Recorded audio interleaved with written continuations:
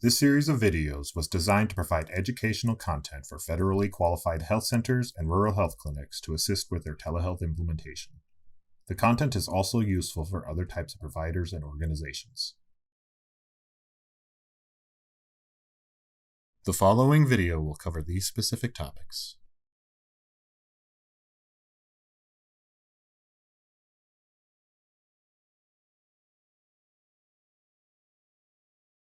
Hello, and welcome to Documenting Workflows, a presentation brought to you by California Telehealth Resource Center, part of the OCHIN family of companies. California Telehealth Resource Center, otherwise known as CTRC, is one of the regional resource centers as part of the National Consortium of Telehealth Resource Centers. I am Faye McDonnell, a senior workflow engineer with OCHIN.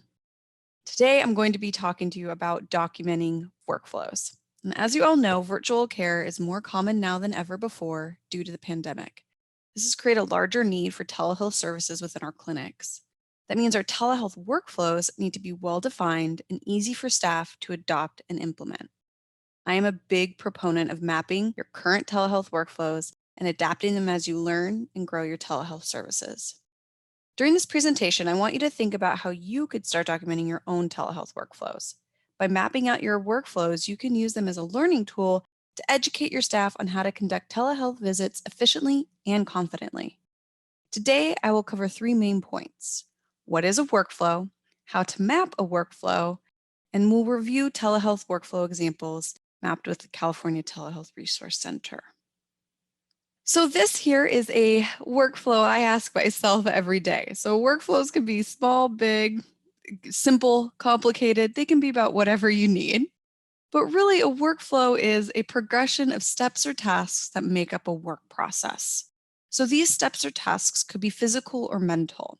Physical is anything like logging into a computer, starting a video, where a mental task could be actually a decision that you're making. You're actually going through a thought process. So you could be asking yourself, okay, if a patient doesn't show up or I can't get them to connect to their video, what is my next step? So that's a mental task that you're not actually taking any physical steps to perform. Now, these steps could be performed by various people. It might be a front desk coordinator, a telehealth coordinator, a nurse, a provider. Various roles can be involved in one workflow. Workflows happen over time and across roles and teams, or sometimes even locations, as we know with telehealth. So when we say workflow map, that just shows a picture of who does what in which order. So a workflow map is a visual representation of the workflow or the work process. Here is an example of an incoming call workflow. Now, this workflow can be a little bit hard to read. There are lots of words within tiny boxes. Seems to kind of go all over the place. There isn't a really clear path where my eye can easily follow the steps I need to take. So this one, while the information is there and can be readily accessed, it's not as easy to follow. So this is a bit more complicated. Where this here is a workflow map that's a little bit simpler. Okay, if anyone has cats, you may understand this decision-making tree. Where we like to fall is somewhere in the middle, though. So this one here has a few more steps than the last one, but not quite as many as the first one. The words within the boxes are easy to read. Things aren't crammed in there. There's not a lot of steps to actually follow. So if we wanted to map one of those workflows, the key things you want to keep in mind are these steps here. First, we want to identify and name the process. If we don't know what we're mapping, we could be mapping anything. We can be mapping everything. We don't want to do that. So we want to name the process. And then second, we want to clarify the purpose. So why is this work process or why is this workflow important? What is it trying to achieve? You want to identify a clear start and end point. And then in between those start and end points, you'll list or draw out the tasks and decision points that make up that process. We want to put those in order. And the last thing is those steps that we put in order also need to be associated with a role. Who is responsible for completing those tasks? At OCHIN, we like to use these basic symbols There are lots of other symbols out there to map workflows. We've found that less is more. Let's keep it simple, clear, straightforward. So we've chosen to use these symbols here. We can see them laid out in this example. At the very top, we have the example process. That's our name or title. Our purpose statement is right below it to illustrate what an OCHIN workflow map should look like. We have our red ovals to indicate our process start and process end. We have our green boxes to indicate process steps and orange diamonds to indicate decision points. Now our roles are listed on the left-hand side as role 1, role 2, etc. And when you're mapping workflows, you actually want to put in the role, the title of the role, and not a person's name. That person could be out sick one day. There may be multiple people in that role eventually. For whatever reason, that one person may not be the end all be all for those particular set of tasks. So we want to make sure that anyone who's stepping in to fill those shoes within that role, they know exactly what they need to be doing. And one other thing that you'll see in some of the examples at the end is that we like to use verbs. Those are your action words. So what is the exact action that a person in that role would need to take to complete the process step? So how do we facilitate these conversations to actually get things down into a workflow map? Well, first you want to gather your subject matter experts. These are the folks who actually do the work. We find that while we map our workflows, we want to hear from the folks that live it from a day-to-day basis. It really helps when we're trying to create efficiencies and make things just a whole lot easier for folks if we can get the folks who are doing the work to tell us what's going on. Now, in our conversations, these subject matter experts, I like to keep the group between 3 and 8. Not too many, not too few. I like somewhere in the middle. That way you can have a good conversation. You can get multiple points of view, but you're not managing a group of 20 or 30 where you can have side conversations or there could be folks who may not feel comfortable speaking up. So when you get your subject matter experts together, you can start with a pencil and Post-it if you're in the room together or even a dry erase board. But in our virtual world these days, sometimes I find things like even using Microsoft Word or Microsoft Excel, you can at least jot down the steps within a process. In Excel, you can just type them out in a list form as easy as 1, 2, 3, identifying the task and the role responsible for each step. In Word, you can use different boxes and diagrams and tables. There's a myriad of ways within Word to document a process. I like to use a program called Microsoft Visio. However, that is not necessary. I have definitely mapped workflows with pencils and Post-it notes before. So what do you do with your pencil or Post-it note or your Word or your Excel or Visio? What do you do with it? Well, in order to get your steps onto wherever you're writing them down on, you need to ask questions. You want to keep in mind that open-ended questions are going to give you a broader example of the work that's being done. I always like to start with something like, walk me through your typical telehealth visit. Have them give you a bird's eye view of the overall process before you start writing things down. That way you kind of know where you're going to end up before you start. So I then like to ask, how does this process start? Where do we start? Do we start with scheduling? Do we start with registration? Do we start even before that with a referral? So we need to identify your start and then ask follow-up questions. Who does this step? How does this person know that this part of the workflow is now their responsibility? Tell me more about this. When does this happen? How does that happen? Open-ended questions are the key to getting the information you need. Now, the last thing I want to point out here is watch for assumptions. I think sometimes we go into things expecting that we know what's going to happen. I always like to keep an open mind. I always find that when we have this open mind and we go in there and just start asking questions with curiosity, we can find out a whole lot more about the process and how to make it better for everyone. If we assume that things are just stuck in their ways and we can't change things, we'll never hear the great ideas of some of our other folks in the room. So we want to watch for those assumptions, keep an open mind, and just be curious about the process. Without any judgment, just get things down and you can clean it up later. So, really, the benefits of mapping workflows is that it really defines those tasks in a process in the order in which they occur and identifies who does what. This really reduces your ambiguity, reduces confusion, so that folks have a clear, concise visual document that they can use to follow a process or even to train others on what the process is. Workflows really go hand in hand with user guides a lot in training so that we can reach as many people as possible with as many different learning styles as possible. But one of the biggest reasons I like mapping workflows is it helps identify those gaps or problem areas.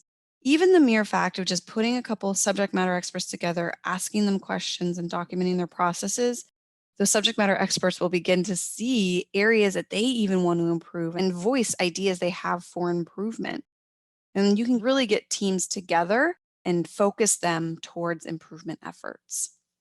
So, long term success strategies really begin with a champion. So, identifying that person that's more or less a cheerleader for a particular workflow. With telehealth workflows, that might be a telehealth coordinator, that might be a provider that's really championing that. And the responsibility of the champion would be to have them promote that workflow, make sure people understand the workflow, more or less do a little hands on training if need be, and answer questions.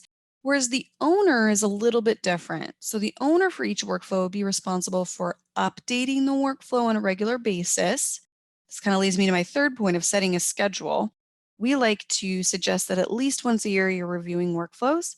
With things like the pandemic that just happened, at OCHIN, we updated our workflows about 4 times in 6 months just because things were changing so rapidly and we were finding out that folks needed different things. So, in different times, you might have to update things more regularly, but a regular maintenance calendar of once a year seems to do just fine. And the owner would be responsible for making sure that those get updated. So, once they're updated, you have your workflows documented, you want to make sure that those workflows are available in a central location that everyone can access. It could be an internal wiki, internal learning management system, a team binder, whatever you're using, it's fine. Just we want to make sure that everyone knows where they can access those if need be. And then lastly, define your communication strategy for updating staff when workflow changes happen. So if you're going through once a year, you're updating your workflows. Is that a bulk email that's sent out? Is it a poster? Is it a reminder at a team meeting? Just any one of those ways is fine. You just need to define what your strategy is so that folks are aware of any changes. So that's a quick overview of what workflows are, how to map them, and why they're important. With CTRC, we did put together a few workflow diagrams. These are agnostic, meaning that they're not specific to any particular EHR or video software system. This is a framework, a jumping off point that you can use to build your own workflows. A copy of these can be found on the CTRC website. There's a couple here that I like to point out. So this one here is a virtual visit end-to-end agnostic workflow. And this is a workflow for a clinic to schedule a virtual visit and for a provider to complete that virtual visit. So this starts with the support staff receiving a patient appointment request and then scheduling that virtual visit.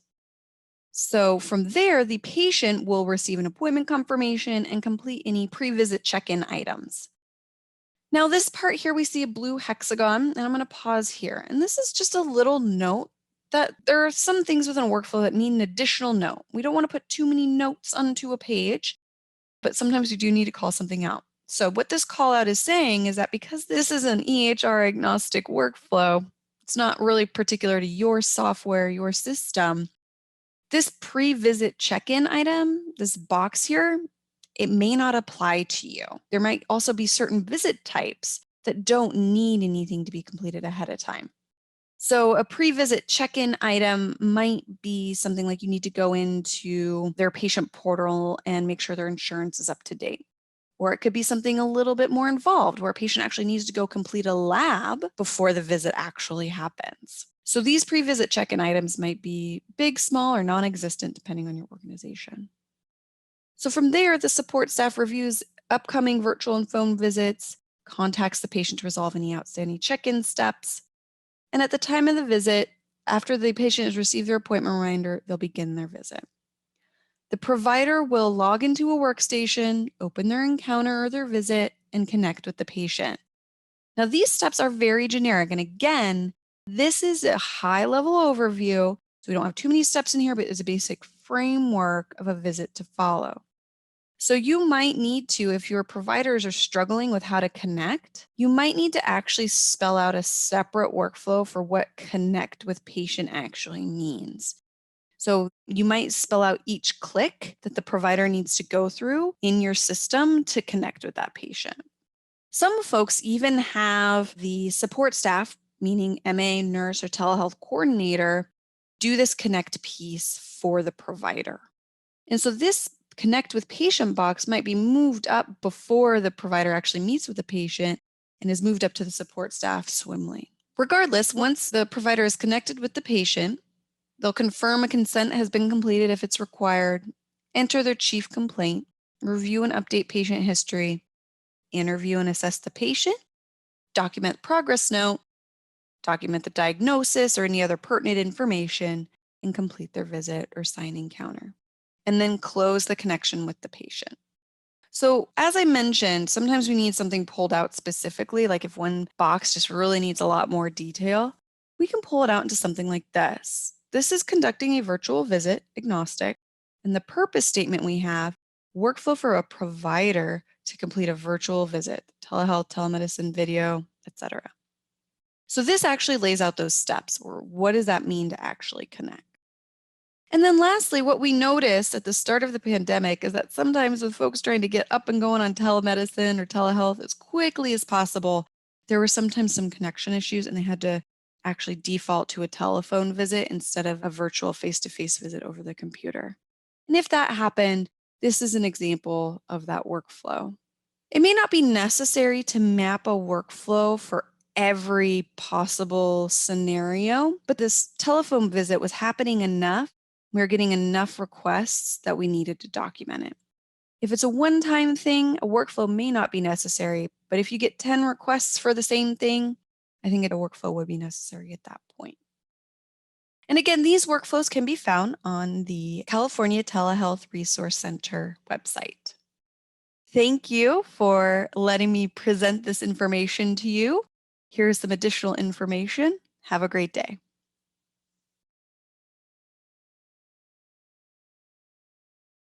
This series of videos is presented to you by the National Consortium of Telehealth Resource Centers, the NCTRC. The NCTRC is funded through the U.S. Department of Health and Human Services, the Health Resources and Services Administration, and the Office for the Advancement of Telehealth. This map represents the NCTRC, which covers the whole United States and includes 12 regional TRCs and 2 national TRCs, which are the National Policy TRC and the Telehealth Technology Assessment Center. The TRCs have been in existence since the early 90s and were established to provide assistance, education, and information to organizations and individuals seeking information on providing healthcare at a distance.